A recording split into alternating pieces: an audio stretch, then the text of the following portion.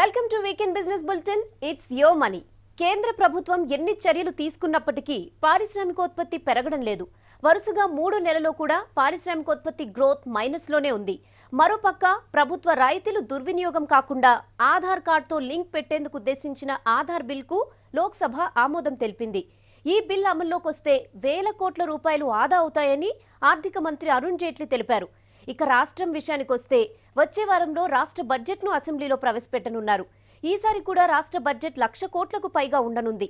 వేగంగా పెరుగుతున్న water purifiers మార్కెట్పై ఫోకస్ స్టోరీ, స్టాక్ మార్కెట్పై ఎనలిస్టుల విశ్లేషణతో పాటు పెళ్లైన తర్వాత ఆర్థిక సమస్యలు లేకుండా జీవితం సాఫీగా సాగేందుకు చేయాల్సిన సేవింగ్స్ పై సలహాలతో మీ ముందుకొచ్చింది ఈ వీక్ ఎపిసోడ్. ముందుగా హైలైట్స్. 10,000 కోట్లు దాటిన వాటర్ ప్యూరిఫైయర్స్ మార్కెట్, అన్ఆర్గనైజ్డ్ సెక్టర్దే మేజర్ వాటా. కనిష్ట స్థాయిలో క్రూడ్ ఆయిల్ ధర, ఇరాన్ సప్లై పెరిగితే మరింత తగ్గుతుందన్న మోడీ. అప్ ట్రెండ్ లో స్టాక్ మార్కెట్లు, 7,500 పాయింట్లు దాటిన నిఫ్టీ.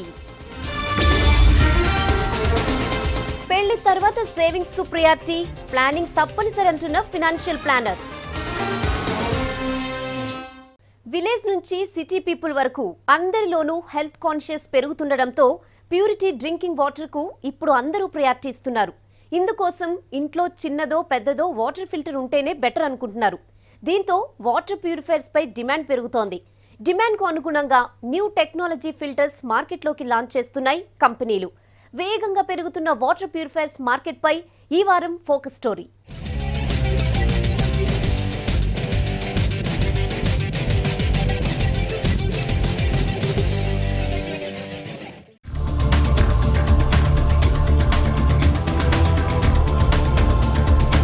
తినే తిండి నుంచి తాగే నీటి వరకు శుభ్రంగా ఉండాలని కోరుకునే వారి సంఖ్య పెరుగుతోంది. తరచూ వచ్చే రోగాల్లో 60% కేవలం కలుషితమైన నీటి వల్లే అంటున్నారు డాక్టర్లు. అందుకే శుభ్రమైన తాగునీటికి ప్రయారిటీ పెరిగింది. పని మీద బయటకెళ్తున్న ప్రతి ఒక్కరూ వెంట డ్రింకింగ్ వాటర్ తీసుకుపోతున్నారు, లేదంటే ప్యూరిఫైడ్ డ్రింకింగ్ వాటర్ కొనుక్కొని తాగుతున్నారు. ఈ విషయంలో నిర్లక్ష్యంగా ఉంటే రోగాలతో హాస్పిటల్స్ చుట్టూ తిరగాల్సి వస్తుందని భయపడుతున్నారు. అందుకే జనం తాగే నీరు స్వచ్ఛమైనదా కాదా అని 1కి 10 సార్లు ఆలోచిస్తున్నారు. గతంలో ట్యాప్ వాటర్ ను వాడేవారంతా ఇప్పుడు మినరల్ వాటర్ కాకపోయినా కనీసం ప్యూరిఫైడ్ బబుల్స్ వాటర్ క్యాన్ వేయించుకోవడమో లేదంటే 2-3 వేల రూపాయలు పెట్టి వాటర్ ఫిల్టర్ ను కొనుక్కోవడమో చేస్తున్నారు.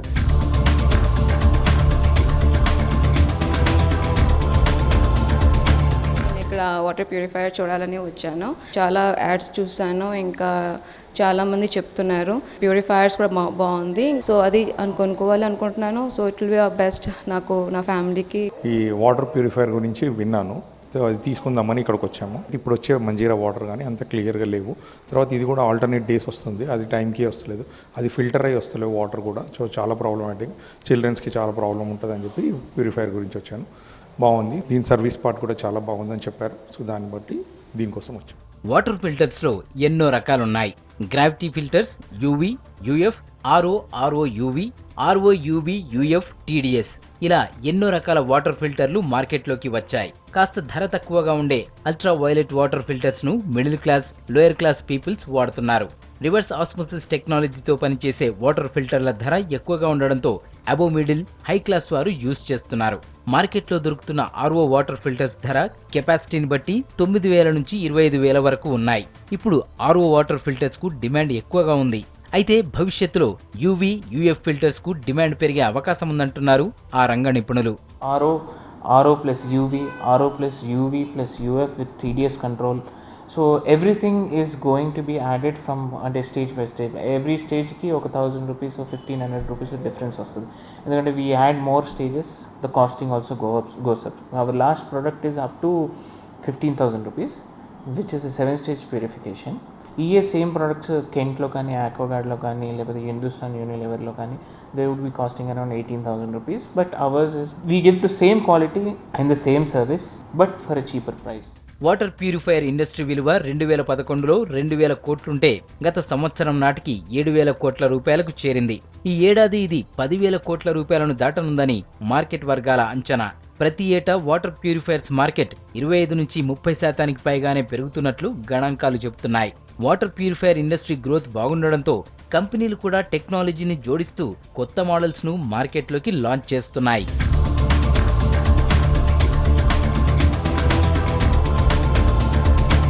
Slow juicer is 15,000, vacuum cleaner is in the range of 7 to 8,000, and the non-electric purifier at 3,500 rupees.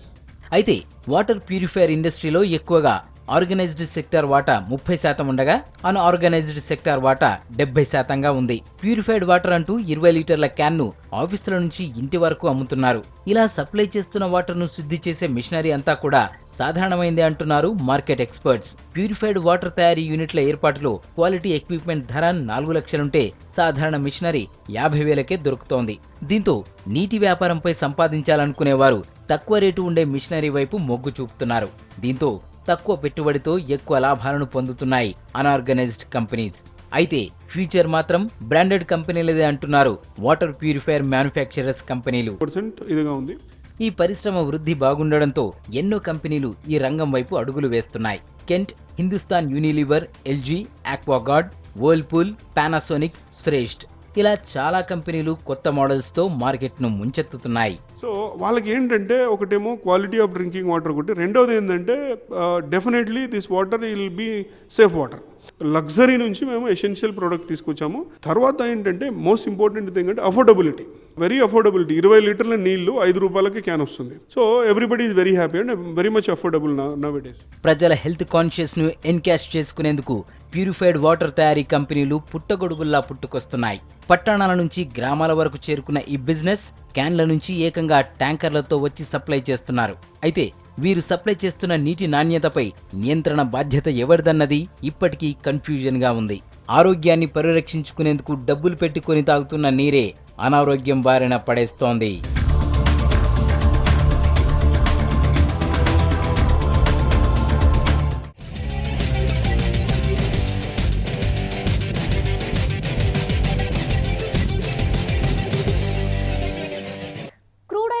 చేసే దేశాలు నియంత్రణ తెచ్చినప్పటికీ ఇప్పట్లో క్రూడాయిల్ ధర పెరిగే అవకాశాలు లేవంటోంది మూడీస్ ఇన్వెస్టర్ సంస్థ. అంటే మన దేశంలో పెట్రోల్, డీజిల్ ధరలు పెరిగే అవకాశాలు తక్కువే. ఈ విషయాలతో పాటు ఇతర బిజినెస్ న్యూస్ ను ఇప్పుడు బ్రీఫ్ గా చూద్దాం.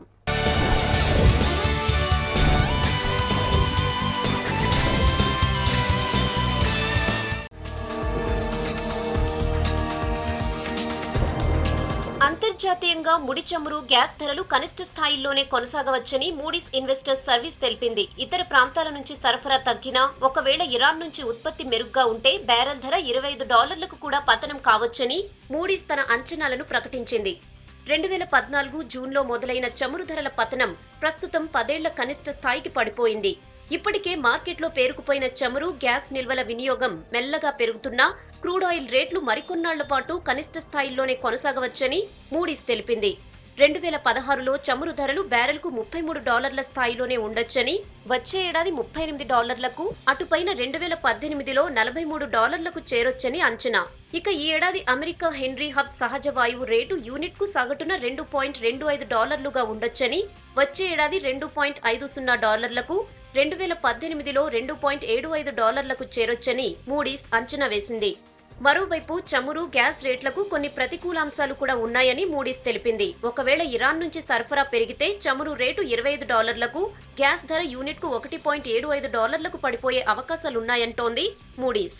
అమెరికా, చైనా, భారత్ సహా ప్రధాన వినియోగ దేశాల్లో డిమాండ్ కన్నా ఉత్పత్తి ఎక్కువగా ఉంది.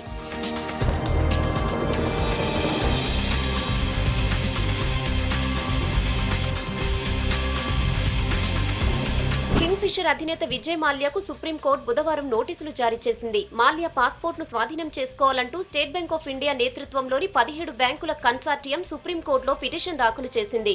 దివాళా తీసిన మాల్యా కంపెనీ కింగ్ఫిషర్ ఎయిర్లైన్స్ ఈ బ్యాంకుల నుంచి 7,800 కోట్ల రూపాయల రుణాలు తీసుకుని వాటిని చెల్లించకుండా ఎగ్గొట్టింది. విజయ్ మాల్యా ఈ నెల 2న దేశాన్ని విడిచిపెట్టి వెళ్లిపోయారని అటార్నీ జనరల్ ముకుల్ రోహత్గి సుప్రీంకోర్టుకు తెలిపారు. మాల్యా తీసుకున్న రుణాల కన్నా ఎక్కువ ఆస్తులే ఆయనకు విదేశాల్లో ఉన్నాయని న్యాయస్థానానికి అటార్నీ జనరల్ తెలిపారు.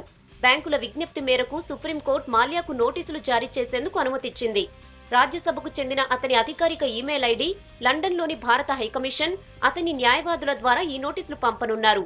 మాల్యా పాస్పోర్ట్ ను జప్తు చేయాలని, ఆయన స్వయంగా సుప్రీంకోర్టులో హాజరయ్యేలా ఆదేశాలివ్వాలని సర్వోన్నత న్యాయస్థానాన్ని బ్యాంకులు అభ్యర్థించాయి. వాదనల సందర్భంగా దివాళా తీసే పరిస్థితులున్నా మాల్యాకు ఎందుకు రుణాలిచ్చారంటూ సుప్రీంకోర్టు బ్యాంకులను ప్రశ్నించింది. మొండి బకాయిల సమస్య పరిష్కరించే దిశగా ప్రభుత్వం, రిజర్వ్ బ్యాంక్ ఆఫ్ ఇండియా చేస్తున్న ప్రయత్నాలకు మద్దతు తెలిపింది స్టాక్ మార్కెట్ రెగ్యులేటరీ సెబీ. ఈ దిశగా క్యాపిటల్ మార్కెట్ల నుంచి ఉద్దేశపూర్వక ఎగవేతదారులు కానీ, వారి కంపెనీలు కానీ నిధులు సమీకరించకుండా కఠిన చర్యలకు సెబీ రెడీ అవుతోంది. వచ్చే బోర్డు సమావేశంలో ఈ విషయంపై సెబీ చర్చించనుంది. చిన్న పెట్టుబడిదారుల ప్రయోజనాలను కాపాడే దిశగా సెబీ కీలక నిర్ణయం తీసుకోనుంది. వచ్చే వారంలో ఈ మేరకు కార్యాచరణ రూపొందించే అవకాశం ఉంది. బ్యాంకులు రుణాలు ఇవ్వడం నిలిపేయడంతో కొందరు డిఫాల్టర్లు నిధుల సమీకరణ కోసం ఈక్విటీ, డెట్ మార్కెట్ వైపు చూస్తున్నట్లు ఉన్న సమాచారంతో సెబీ ఈ చర్యలను మొదలుపెట్టింది.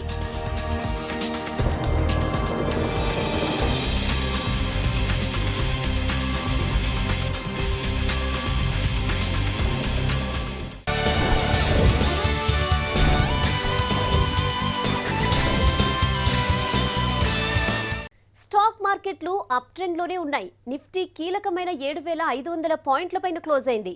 8 ప్రభుత్వ రంగ బ్యాంకుల రేటింగ్ ను క్రిసిల్ తగ్గించడంతో బ్యాంకింగ్ సెక్టర్ అమ్మకాల ఒత్తిడిలో ఉంది. మరి వచ్చే వారం స్టాక్ మార్కెట్ల ట్రెండ్ ఎలా ఉండబోతోందనే దానిపై అనలిస్టుల విశ్లేషణను మార్కెట్ పల్స్ లో చూద్దాం.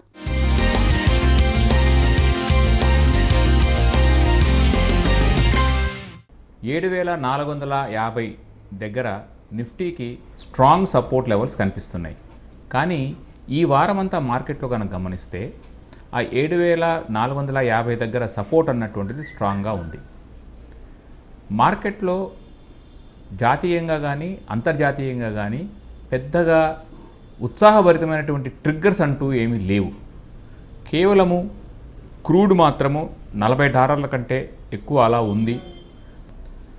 బ్యాంకింగ్ రంగంలో 8 PSU పబ్లిక్ సెక్టర్ బ్యాంక్స్ని క్రిసిల్ డౌన్గ్రేడ్ చేసింది తన రేటింగ్ని అని అన్నప్పటికీ కూడా బ్యాంకింగ్ రంగంలో పెద్దగా ఒడిదుడుకులు అన్నటువంటివి కనిపించలేదు.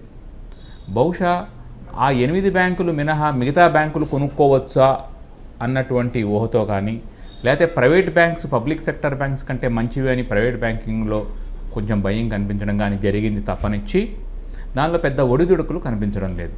అంటే నెగటివ్ ఫ్యాక్టర్స్ను కూడా మార్కెట్ అంత పెద్దగా స్వీకరించడం లేదు అన్నదానికి అర్థం ఏంటంటే మార్కెట్లో అండర్ టోన్ కొద్దిగా బలంగానే కనిపిస్తోంది. పడినప్పుడల్లా కొద్దిగా భయం కనిపిస్తోంది. వచ్చే వారంలో ఉన్నటువంటి FOMC మీటు, దాని ద్వారా అమెరికా ఆర్థిక పరిస్థితి, అంతేకాకుండా శుక్రవారం నాడు సాయంత్రం మన దగ్గర వచ్చేటువంటి IIP డేటా మార్కెట్ను కొద్దిగా ప్రభావితం చేయవచ్చు. వచ్చే వారం కూడా నిఫ్టీ 7,450, 7,550 అంటే సుమారుగా ఒక 100 పాయింట్ల దగ్గరే కొట్టుమిట్టాడుతూ ఉండవచ్చు. కానీ అప్ సైడ్ అన్నటువంటిది మార్కెట్లో పెద్దగా లేదు. డౌన్ సైడ్కే ఒకవేళ 7,450 కనుక బ్రీచ్ అయితే డౌన్ సైడ్కే ఎక్కువ పోవడానికి ఛాన్సెస్ ఎక్కువ కనిపిస్తున్నాయి. ఎందుకనంటే మార్కెట్లో ఉత్సాహభరితమైనటువంటి వాతావరణం లేదు. తప్పుతుగా ఉన్నప్పుడు మార్కెట్లో కొంచెం దూరంగా ఉండడమే మంచిది. అంతేకాకుండా మార్చి 31కి అంతమయ్యే రిజల్ట్స్ అంటే పూర్తి ఒక సంవత్సరం యొక్క ఆర్థిక ఫలితాలు ఏప్రిల్ 12 నుంచి మొదలవుతాయి. కాబట్టి ఏప్రిల్ వారమంతా కూడాను మార్కెట్లో మంచి స్టాక్స్ రిజల్ట్స్ని బట్టి కొనుక్కోవాల్సిన మంచి స్టాక్స్ ఉంటాయి. కాబట్టి ఇన్వెస్టర్లు అతిగా ముందు పడి కొనుక్కోకుండా జాగ్రత్త వహిస్తేనే మంచిది.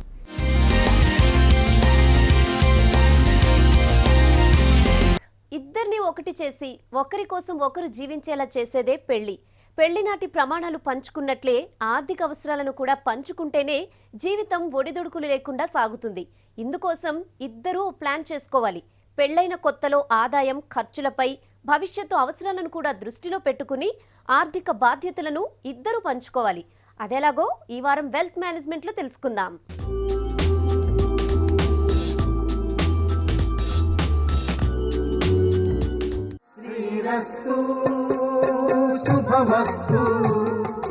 పెళ్లికి ముందు ఇద్దరి అభిప్రాయాలు, అలవాట్లు వేరు. ఆదాయం, ఖర్చు చేసే విధానం వేరువేరుగా ఉంటుంది. పొదుపు, పెట్టుబడి విషయాల్లో సొంతగానో లేక తల్లిదండ్రుల సూచనలో పాటిస్తారు. పెళ్లైతేనే సీన్ మారిపోతుంది. అప్పటి వరకు ఒక్కరే ఖర్చు చేస్తే ఇప్పుడు ఇద్దరి కోసం ఖర్చు చేయాల్సి ఉంటుంది. అనుకోని ఖర్చులు కూడా పెరుగుతాయి. పైగా పెళ్లైన ఏడాదికో 2 ఏళ్లకో కూతురో కొడుకో వచ్చేస్తాడు.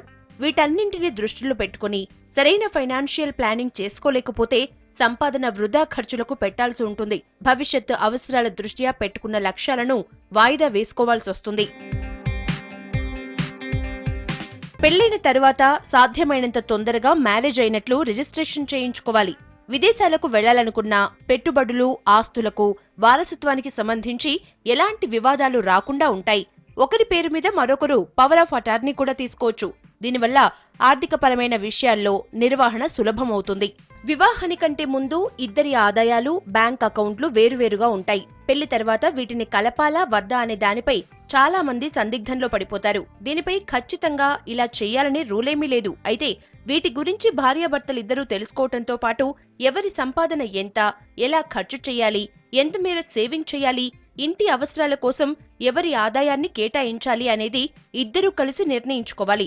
ఎలాంటి దాపరికాలు లేకుండా మాట్లాడుకోవటం వల్ల సగం సమస్యలు మొదట్లోనే పరిష్కారమవుతాయి. భార్యాభర్తలిద్దరూ ఉద్యోగస్తులైతే ఎవరి జీతమేంతో ఇద్దరికీ తెలిసి ఉండాలి.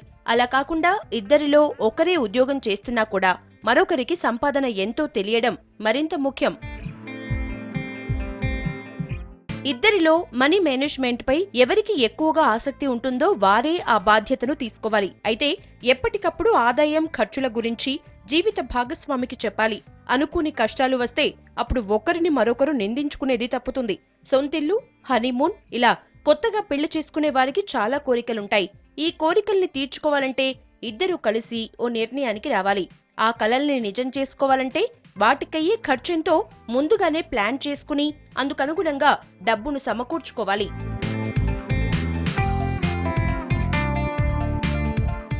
పెళ్లైన మొదట్లో డబ్బు మంచినీళ్లలా ఖర్చవుతుంది. ఎప్పుడు ఏ అవసరం వస్తుందో ఊహించటం అంత సులభం కాదు. అనుకోకుండా వచ్చే ఆర్థిక అవసరాల కోసం ఓ ఫండ్ను ఏర్పాటు చేసుకోవాలి.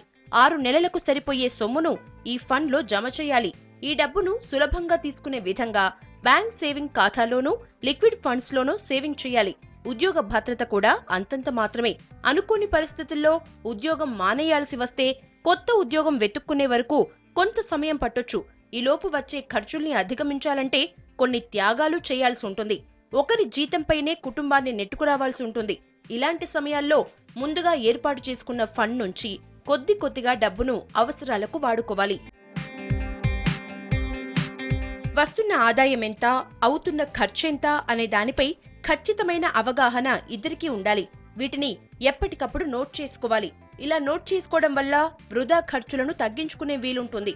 పెళ్లికి ముందుతో పోలిస్తే పెళ్లైన తర్వాత కొత్తగా కుటుంబ బాధ్యతలొస్తాయి. దీనికోసం ఇంటి బడ్జెట్ను తయారు చేసుకోవటం చాలా అవసరం. ఇలా తయారు చేసుకున్న బడ్జెట్లో ఎప్పుడూ మిగులు ఉండేలా చూసుకోవాలి. మిగిలే మొత్తాన్ని భవిష్యత్తులో కొనబోయే కారు, ఇల్లు లాంటి వాటికి వినియోగించుకోవచ్చు. పెళ్లికి ముందు బీమా పాలసీల అవసరం గురించి చాలా మంది పట్టించుకోరు. కానీ పెళ్లైన తర్వాత ఇద్దరూ బీమాకు ప్రాధాన్యత ఇవ్వాల్సిందే. సరైన మొత్తానికి జీవిత బీమా పాలసీ తీసుకోవడానికి లో ప్రీమియం, హై రిస్క్ ఉండే పాలసీలనే తీసుకోవాలి. ఒకవేళ జీవిత భాగస్వామి హౌస్ వైఫ్ అయినా ఆమె పేరు మీద బీమా పాలసీ తీసుకోవాలి. దీంతో పాటు వ్యక్తిగత ప్రమాద బీమా కూడా తీసుకోవాలి. వీటికి physical disability, critical illness rider వంటి వాటిని యాడ్ చేసుకోవాలి.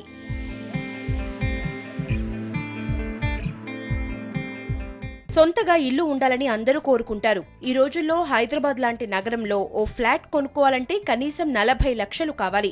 బ్యాంకు నుంచి లోన్ తీసుకున్నా కనీసం 10 లక్షలు చేతి నుంచి పెట్టుకోవాల్సిందే. కారు కొనుక్కోవాలంటే కనీసం 6 నుంచి 8 లక్షలు ఉండాలి. వీటితో పాటు పిల్లల చదువు, వారి పెళ్లిళ్లు, రిటైర్మెంట్, ఇలా చాలా అంశాలుంటాయి. అవసరం ఏదైనా దాన్ని సాధించుకోవాలంటే సంపాదించటం ఒక్కటే మార్గం కాదు. సంపాదనలో మిగిలిన మొత్తాన్ని జాగ్రత్తగా సేవింగ్ స్కీమ్స్ లో ఇన్వెస్ట్ చేయాలి. National saving schemes, bank term డిపాజిట్లు, gold exchange traded funds, mutual funds, షేర్లు, ప్రాపర్టీ వంటి వాటిలో ఇన్వెస్ట్మెంట్ చేయాలి.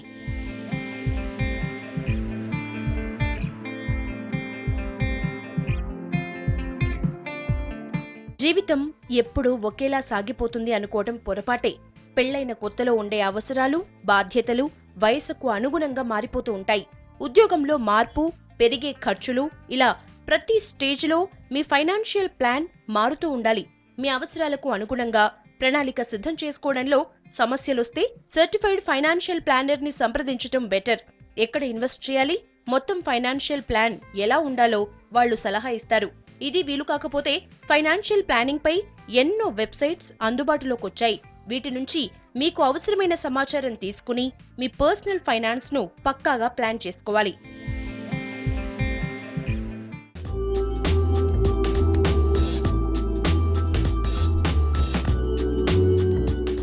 ఇవి ఈ వారం ఇట్స్ యువర్ మనీ విశేషాలు. వచ్చే వారం మరిన్ని ఇంట్రెస్టింగ్ బిజినెస్ న్యూస్ తో మళ్ళీ కలుద్దాం. Till then bye. Have a nice weekend. This is Rehana signing of.